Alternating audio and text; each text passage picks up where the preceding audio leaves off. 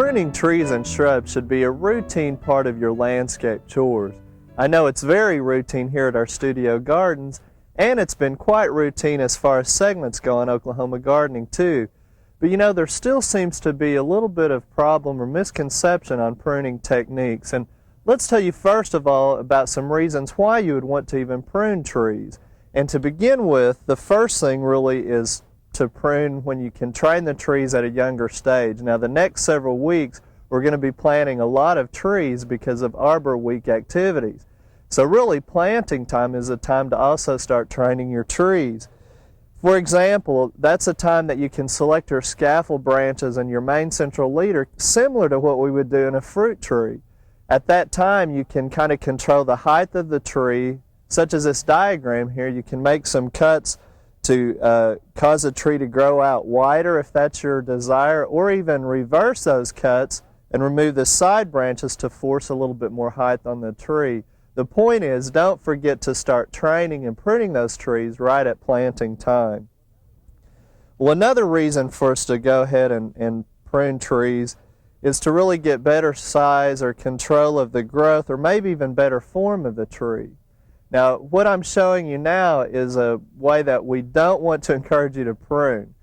Under any circumstances, dehorning trees or topping the branches out are not a proper pruning technique. And I need to repeat that again. This is not a proper pruning technique.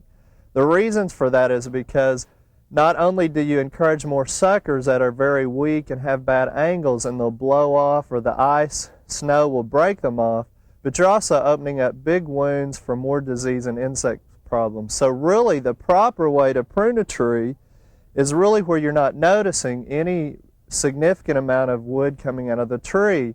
Here's another diagram kind of emphasizing this. You can see a before and after shot here where we thinned out the tree, and you really would notice it on a regular pruning time other than during the dormant season. Now the third reason that you'd want to prune is to maintain and improve vigor health of the tree.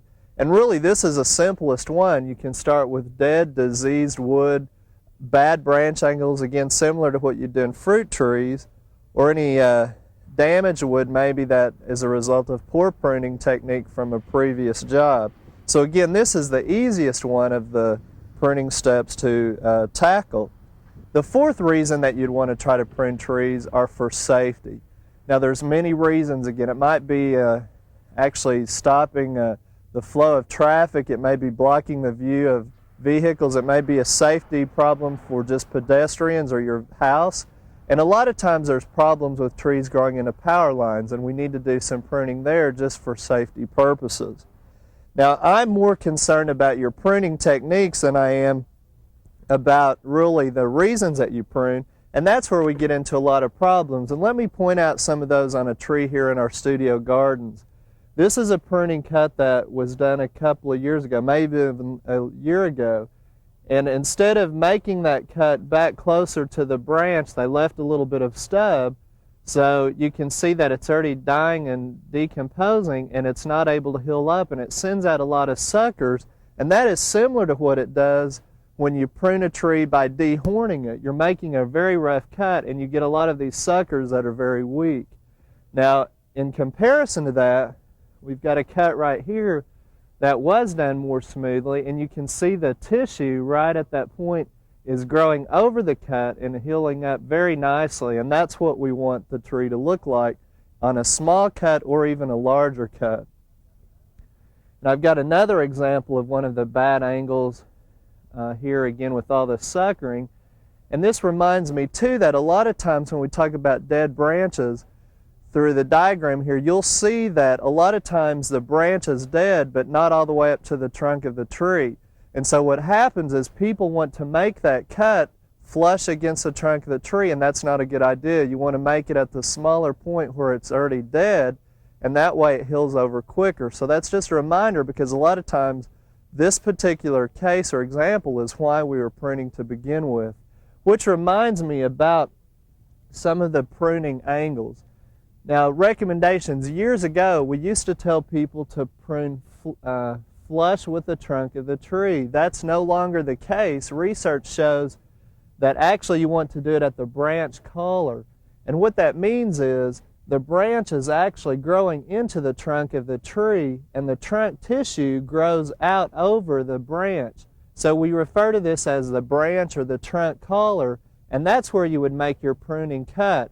So that means it's not smooth, but what happens is there's a little knot there, but it will heal over quicker because of the active tissue, and it's just a lot safer way to do pruning.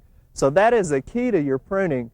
Now, another way that we get in trouble is through some bad pruning angles, and also because of the size of the branches. Let me crawl over here where I can better illustrate it and show you what you'd want to do on some of your larger branches. Now, this one is growing out into our driveway, so we're going to go ahead and prune it back. But on a branch that you would need a larger saw or even a chainsaw, a lot of times people will start right here at the beginning, and the weight of the branch will cause it to split, and it may split down the trunk of your tree, and those are hard to correct and get to heal over. So there's some simple steps that I want to show you. The first thing that you want to do is to make an undercut, and you do that about a few inches from the trunk of the tree, and then we come back further from that undercut, and we go ahead and we start pruning down the top. Now what happens is, see how it would split? That undercut will actually stop that from occurring. If it would have split, the undercut would have stopped it. Now we can go ahead without any pressure or weight and make our cut right at the trunk or branch collar.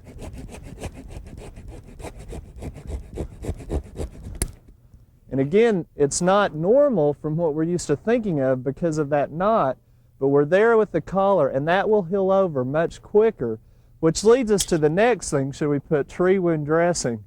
Well, the research still shows that it's really not that beneficial. And really, Cat Taylor sums it up best. He said, if you want your neighbors to think you're doing a good job maintaining your trees, go ahead, and it probably will make you feel better at the same time. We hope you enjoyed this video. It's part of our OK Gardening Classics YouTube channel. You can also find more recent videos on our Oklahoma Gardening YouTube channel. And join us on social media for great gardening tips, photos, and discussion.